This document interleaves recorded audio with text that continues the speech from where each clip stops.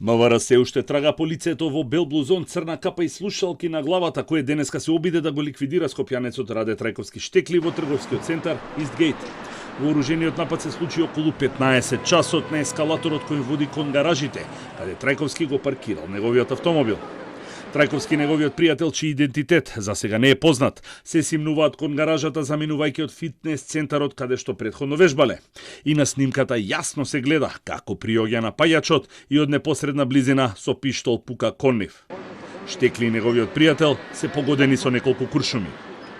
Двајцата ранети се префрлени во клиниката за хируршки болести на Охридски, од каде Трајковски потоа е префрлен на клиниката за торакална хирургија поради повредите во горниот дел од телото и неговата состојба е стабилна.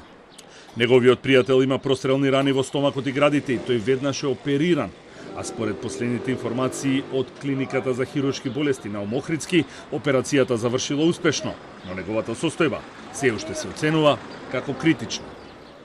Дали напаѓачот имал помош, како побегнал и во кој правец, од МВР за сега нема информации.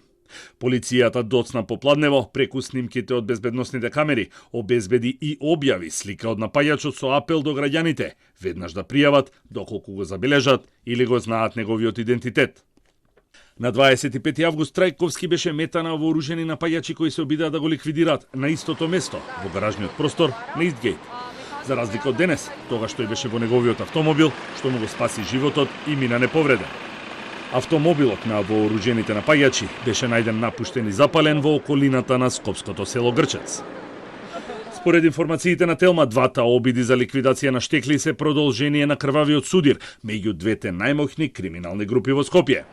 Пресметката почна во март годинава со двојното убиство во Шишабар, каде беше ликвидиран Јетон Кривањева, познат под прекарот Жила и негов близ соработник. Следуваше одмазда во Приштина, каде беше ликвидиран припадник на криминалната група кон која е приклонет и Трајковски.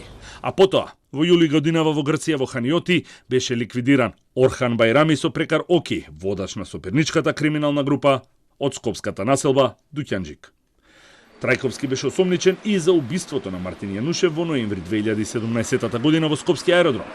Извесно време беше во бегство во Србија, но потоа се врати во државата и досега, за тој случај, против него не е поднесен никаков обвинителен акт.